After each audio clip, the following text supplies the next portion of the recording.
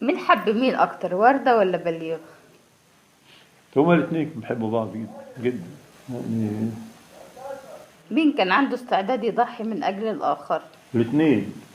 لا لا، الاثنين. هي كانت إنسانة بديعة جدا جدا ومحبوبة جدا. وهو بليغ عنده فن نقي، عنده نقاء غريب يعني جدا. هما الاتنين حبوا بعض بنفس اه القدر؟ اه اه اه طبعا. يعني هي كانت تخاف عليه جدا جدا جدا جدا، وهو كان يخاف عليها جدا. يعني انا ما شفتش غير كده يعني. يعني طول العشرة يعني.